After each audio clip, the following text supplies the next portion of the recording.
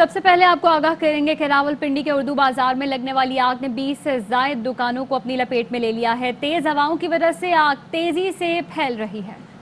ہمارے نمائندے ہمارے ساتھ موجود ہیں بابر ملک۔ بابر، کہیے گا امدادی کارروائیوں کے حوالے سے آگاہ کیجیے گا۔ دیکھیں 1 بجے کے قریب یہ آگ لگی اور آگ نے تیز ہواؤں کے باعث جو ہے متعدد دکانوں اور بازاروں کو لپیٹ میں لیا ہے، اور اس وقت اردو بازار کی متعدد دکانیں جو ہیں وہ آگ کی لپیٹ میں ہیں۔ اس وقت فائر بریگیڈ کی ٹیمیں، واسا کی 27 جو ہے گاڑیاں، ایم ڈی واسا سمیت بحریہ ٹاؤن کی فائر بریگیڈ کی ٹیمیں یہاں پہ موجود ہیں، آگ بجھانے کی کوششوں میں مصروف ہیں، لیکن تنگ و تاریک گلیوں کے باعث جو ہے امدادی کارروائیوں میں مشکلات ہیں۔ سرافہ بازار اس سے ملکہ ہے، اس کی گلیاں بھی، اس کے بازار کو بھی بند کیا گیا ہے، اور اس طرف آنے والی جو ٹریفک ہے اس کو بھی بند کیا گیا ہے۔ فائر بریگیڈ اور دیگر امدادی کارروائیوں میں مصروف عملے کی مدد کے لیے ٹریفک پولیس اور پنجاب راولپنڈی پولیس بھی یہاں پہ موجود ہے، اور ٹریفک کو روانی رکھنے کے لیے تاکہ فائر بریگیڈ اور واسا کی گاڑیاں آئیں۔ ٹھیک ہے، آگ پر قابو پانے کی کوشش کی جا رہی ہے، فائر بریگیڈ کی گاڑیاں بھی وہاں پر موجود ہیں۔ بہت شکریہ بابر، ساری صورتحال سے آگاہ کر رہے تھے۔ وفاقی کابینہ نے بھارت سے چینی اور کپاس درآمد کرنے کی تجویز کو مسترد کر دیا ہے۔ اقتصادی رابطہ کمیٹی نے گزشتہ روز بھارت سے چینی اور کپاس درآمد کرنے کی تجویز پیش کی تھی۔ عبدالقادر ہمارے ساتھ موجود ہیں، بتائیے گا عبدالقادر۔ دیکھیں، وزیر اعظم کی زیر صدارت وفاقی کابینہ کا یہ اجلاس اس وقت بھی جاری ہے۔ کچھ اہم ایجنڈا آئٹمز سے، خاص طور پر بھارت سے چینی اور کاٹن کی امپورٹ کا معاملہ، اسے مسترد کر دیا گیا ہے کابینہ کی جانب سے، اور اس کے ساتھ براڈ شیٹ انکوائری کمیشن کی جو تحقیقات تھیں اسے منظر عام پر لانے کے حوالے سے آج ایجنڈا کابینہ میں پیش کیا گیا، جس کے بعد وفاقی کابینہ نے، وزیر اعظم عمران خان نے یہ فیصلہ کیا ہے کہ براڈ شیٹ تحقیقات کو منظر عام پر لایا جائے گا اور جو رپورٹ ہے اسے پبلک کرنے کی منظوری دی ہے۔ ذرائع نے بتایا ہے کہ آج کابینہ ارکان کو اور وزیر اعظم کو بریفنگ دی گئی ہے اس حوالے سے، اور وزیر اعظم نے بھی کہا ہے کہ براڈ شیٹ کی تحقیقات عوام کے سامنے لائی جائیں۔ اس کے ساتھ ساتھ حماد اظہر کو آج جو اضافی چارج دیا گیا اس پر کابینہ ارکان نے مبارکباد دی اور امید ظاہر کی کہ حماد اظہر بہترین طریقے سے ملکی معیشت سنبھالیں گے۔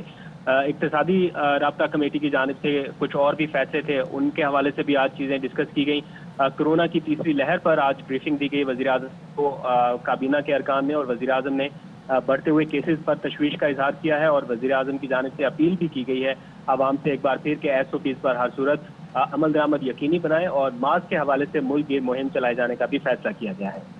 بہت شکریہ آپ کا عبدالقادر۔ نون لیگ پنجاب کے صدر رانا ثناءاللہ نے مریم نواز کے بیرون ملک جانے کا اندیا دے دیا۔ کہتے ہیں کہ لوگ عزیزوں سے ملنے جاتے ہیں اور واپس آ جاتے ہیں، مریم نواز حکومت کا علاج کر کے ہی باہر جائیں گی۔ مریم نواز سے بہتر اس ٹولے کا علاج کوئی نہیں جانتا۔ PDM کی تحریک تک مریم نواز باہر نہیں جائیں گی۔ جہانگیر ترین اور خسرو بختیار کا کیس ایک جیسا ہی ہے، ایک وزیر اور ایک زیر عتاب ہیں۔ حفیظ شیخ کے انتخاب میں مدد نہ کرنے پر جہانگیر ترین کے خلاف انتقامی کارروائی کی جا رہی ہے۔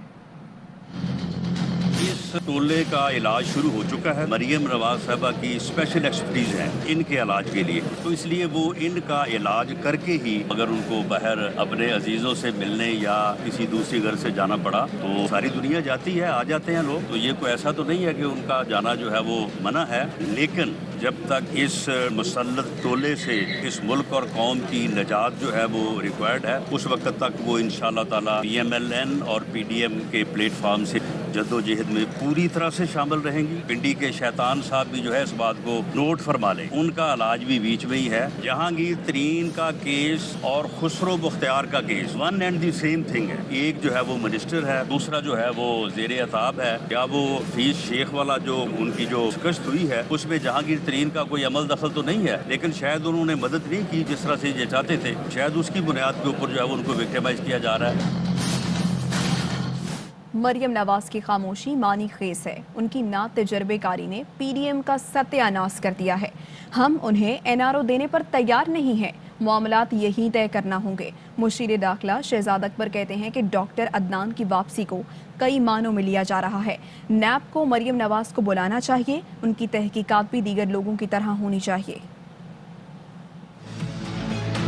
ڈاکٹر عدنان کی واپسی اس کو بہت سارے معنی میں لیا جا رہا ہے. NRO کی کوشش تو کسی سے ڈھکی چھپی نہیں ہے. انہوں نے بہت زیادہ کوششیں کی ہیں, کوئی NRO دینے کو تیار نہیں ہے. جو بھی ان کے معاملات ہیں ان کو یہی طے کرنے پڑیں گے. ان کی جو خاموشی ہے اس وقت وہ بھی بڑی ذومعنی ہے. خاموشی کی جو وجہ ہے, مریم صاحبہ نے ان ایکسپیرینس ہونے کی وجہ سے PDM کا ستیہ ناش کیا ہے. اناڑی کے ہاتھ میں جب گاڑی آ جاتی ہے تو پھر اس کا تو ستیہ ناش ہی ہوتا ہے. کہ دنیا کے کسی ملک میں ہوتا ہے کہ آپ کو ایک تحقیقاتی ادارہ بلاتا ہے, طلب کرتا ہے, اور آپ 600 لوگوں کا جتھا لے کے وٹے لے کے وہاں پہنچ جاتے ہیں. عوام کے اندر یہ تاثر نہیں جانا چاہیے کہ ایک طاقتور شخص جو انفلوئنشل ہے وہ تو احتساب کی دسترس سے باہر ہوگا, لیکن ایک عام آدمی جو ہے اس کو قانون بڑا سختی سے نبڑے گا. ان کو بلانا چاہیے. ان کی انویسٹیگیشن جس طرح سے باقی لوگوں کی ہوتی ہے ان کی بھی انویسٹیگیشن اس طرح سے ہونی چاہیے. فردوس عاشق آوان کہتی ہیں کہ کرپشن کے کیسز ختم نہ ہونے تک مریم نواز کا نام ECL سے نکالنے کا سوال ہی پیدا نہیں ہوتا. مریم نواز کو دماغی علاج کی ضرورت ہے. شاہی خاندان نے جو بویا انہیں وہ کاٹنا پڑے گا. پہلے سے باہر آ گئی ہے. ابھی رات کو وہ فرما رہی تھی کہ میں کہیں نہیں جا رہی. حشاش بشاش اچھلتی کودتی, ان کو فی الحال جو ہے کسی علاج کی ضرورت نہیں ہے. انہیں ایک ماہر نفسیات کی ضرورت ہے. حکومت تو آپ کو جیل میں دیکھنا چاہتی ہے. کوئی ECL سے نکالنے کا سوال ہی پیدا نہیں ہوتا, اور نہ کوئی ان کو باہر جانے دے گا. میرا نہیں خیال ہے کہ کوئی بھی عدالت ان کے درد کو باہر بھیجنے کی گواہی فراہم کرے گی. رانا ثناء اللہ صاحب کی یادداشت کمزور ہے. انہیں سمجھ نہیں آ رہی کہ وہ PDM اپنی موت آپ مر چکی ہے. معاون خصوصی ڈاکٹر شہباز گل نے ٹویٹ میں کہا کہ اب جھوٹی بیماری کا بہانہ نہیں چلے گا. پہلے ہی بتا دیا تھا کہ کوئی جانے کو تیار بیٹھا ہے. اس بار پاپا کے پاس جانا ہے تو گھڑیا آنٹی کو لوٹا ہوا مال واپس کرنا ہوگا.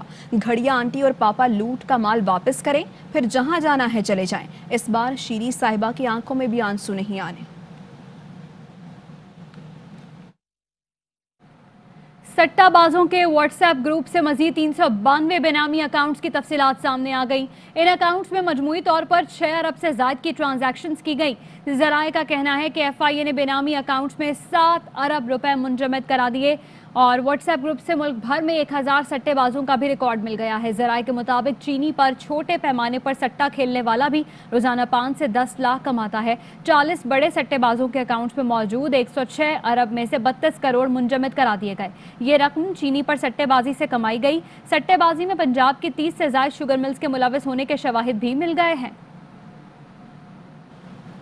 براہ راست لے چلے الیکشن کمیشن کے باہر اس وقت PTI رہنما فاروق حبیب میڈیا سے گفتگو کر رہے ہیں. ہمیشہ واردات ڈالتے ہیں.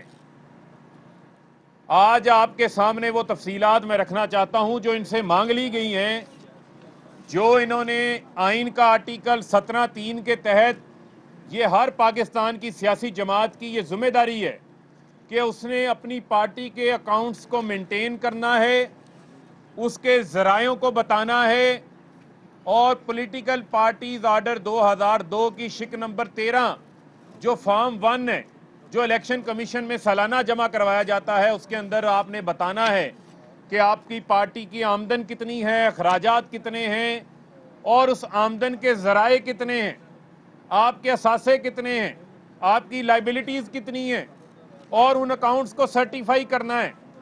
لیکن یہاں پر جو اسٹیٹ بینک کی رپورٹ آتی ہے وہ ان کے فارم 1 کی رپورٹ کو چیلنج کر رہی ہے.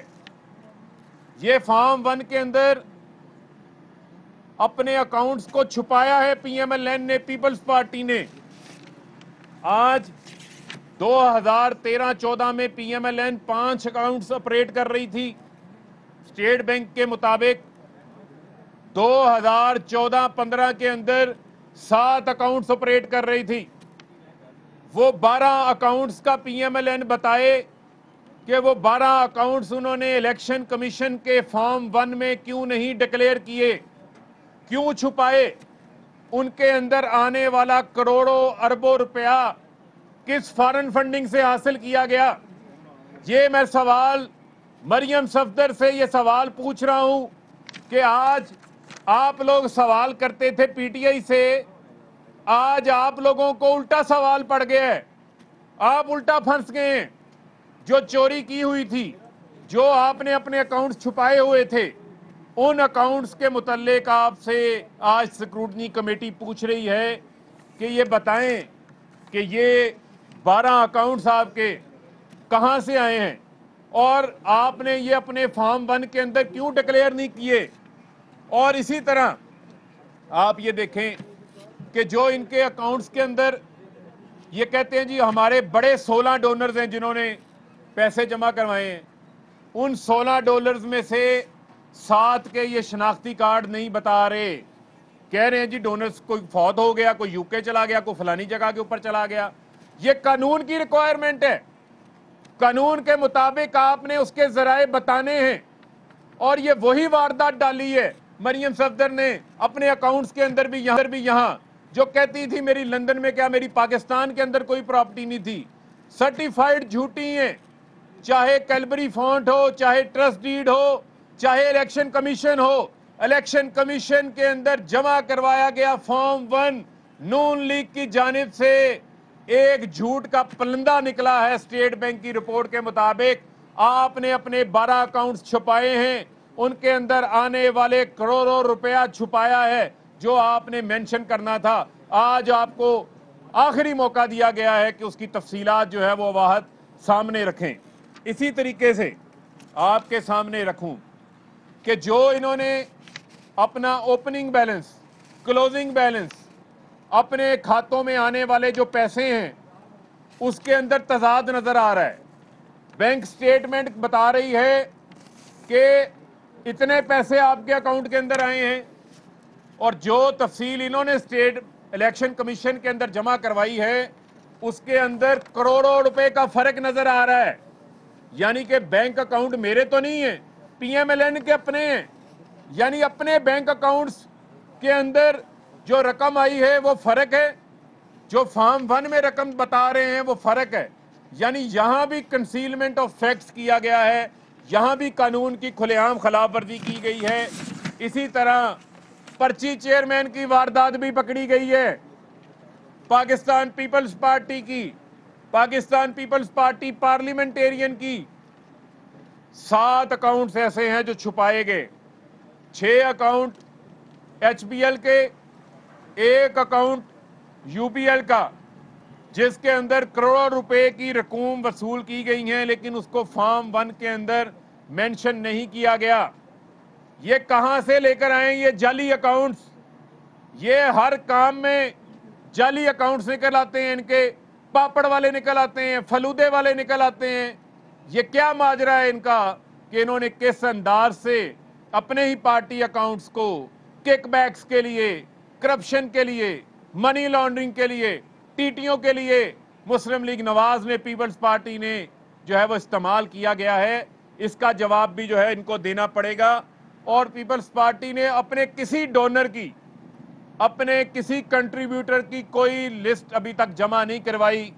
ان کے بھی اوپننگ بیلنس, کلوزنگ بیلنس کی جو تفصیلات ہیں, بینک سٹیٹمنٹس کچھ بتا رہی ہیں, اور جو گزٹڈ اکاؤنٹ جمع کروائے گئے ہیں, جو سرٹیفائی کر کے جمع کروائے ہیں ان کی لیڈرشپ نے, اس کے اندر بڑا کھلے عام ایک فرق نظر آ رہا ہے, تضاد نظر آ رہا ہے. اور پاکستان پیپلز پارٹی پارلیمنٹیرین کو, یعنی 3 پیز 4 پیز کو 100 ملین دیتے ہیں, یعنی 10 کروڑ روپیہ دیتے ہیں. پاکستان کا کوئی قانون یہ اجازت نہیں دیتا کہ ایک سیاسی جماعت دوسری سیاسی جماعت کو فنڈنگ فراہم کرے. اس کا نہ انہوں نے بریک اپ دیا, نہ اس کا انہوں نے ذرائع بتائے. یہ وہ تمام تر چیزیں جو ان سے مانگی جا رہی ہیں. اسی طریقے سے پاکستان پیپلز پارٹی پارلیمنٹیرین نے بینک الفلاح کا اکاؤنٹ چھپایا. یہ جو کنسیلمنٹ آف فیکٹس ہیں یہ قانون کی خلاف ورزی ہے, اور اس کے اندر ان کی اتنی بڑی چوری پکڑی گئی ہے, اتنی بڑی واردات پکڑی گئی ہے کہ یہ کس انداز سے عوام کو, لوگوں کو بیوقوف بناتے رہے ہیں. اور خود پی ایم ایل این اور پیپلز پارٹی اپنے ہی پارٹی اکاؤنٹس کو, اپنے ہی چلانے والے بینک اکاؤنٹس کو الیکشن کمیشن کے اندر ڈکلیئر نہیں کرتے. یہ آج ان کا بہت بڑا جھوٹا چہرہ جو ہے وہ بے نقاب ہوا ہے. اور میں یہ سمجھتا ہوں کہ پاکستان تحریک انصاف اس ملک کے اندر وہ واحد سیاسی جماعت ہے جس نے پراپر اکاؤنٹس مینٹین کیے ہیں, جس نے پراپر 40,000 ڈونرز کا ریکارڈ جمع کروایا ہے. آج پھر میں ان کو یہ چیلنج کرنا چاہتا ہوں کہ آئیں, اپنے اکاؤنٹس بھی لے آئیں, ہمارے اکاؤنٹس بھی سامنے رکھ لیں. अब आपको हम स्क्रूटनी से भागने नहीं देंगे, अब हम आपको पतली गली से निकलने नहीं देंगे, ना कोई कतरी खत काम आएगा, ना कोई जाली ट्रस्ट डीड काम आएगी। मैं फिर चैलेंज कर रहा हूं मरियम सफदर को, बिलावल को, अगली तारीख के अंदर अपने 12 अकाउंट्स की तफसीलात लेकर आए। PMLN अपने 7 अकाउंट्स की, बिलावल पीपल्स पार्टी अपनी तफसीलात लेकर आए और बताएं कि क्यों उन्होंने कानून की खिलाफ वर्जी की है, क्यों उन्होंने जो है वो अपने अकाउंट्स को छुपाया है। जी, लास्ट नोटिस है स्क्रूटनी कमेटी की तरफ से, और ये इनको लास्ट नोटिस दिया गया स्क्रूटनी कमेटी की जानिब से। Thank you. इलेक्शन कमीशन के बाहर पीटीआई रहनुमा फारूक हबीब मीडिया से गुफ्तगू कर रहे थे। उन्होंने कहा कि फॉर्म 1 में इन पार्टियों ने अकाउंट्स को छुपाया है, उनके अकाउंट्स में फॉरेन फंडिंग कहां से आई है, ये लोग अब खुद फंस गए हैं। उन्होंने कहा कि स्क्रूटनी कमेटी पूछ रही है कि ये 12 अकाउंट्स कहां से आए हैं, स्क्रूटनी कमेटी को ये लोग अकाउंट तफसीलात फराहम नहीं कर रहे। स्टेट बैंक की रिपोर्ट में इनका झूठ पकड़ा गया है। वो कहते हैं कि इनको अकाउंट्स की तफसीलात फराहम करने के लिए आखिरी मौका दिया गया है। साथ ही साथ उन्होंने कहा कि पीपल्स पार्टी और नून लीग की बड़ी वारदात पकड़ी गई है। फॉर्म 1 में फराहम करदा तफसीलात अकाउंट से अलग हैं। मुस्लिम लीग नून और पीपल्स पार्टी की जानिब से तहरीक इंसाफ के खिलाफ पार्टी फंडिंग की दरख्वास्त अपने ही गले पड़ गई। दोनों जमातों के अपने खुफिया अकाउंट्स निकल आए। स्टेट बैंक ने स्क्रूटनी कमेटी को तफसीलात फराहम कर दी। नून लीग के 12 और पीपल्स पार्टी के 7 अकाउंट सामने आए। स्क्रूटनी कमेटी की तरफ से दोनों जमातों को आखिरी नोटिस दे दिया गया है। सरकारी दस्तावेज में दोनों जमातों ने ये अकाउंट जाहिर नहीं किए थे। वापस आएंगे एक ब्रेक के बाद, हमारे साथ रहिए।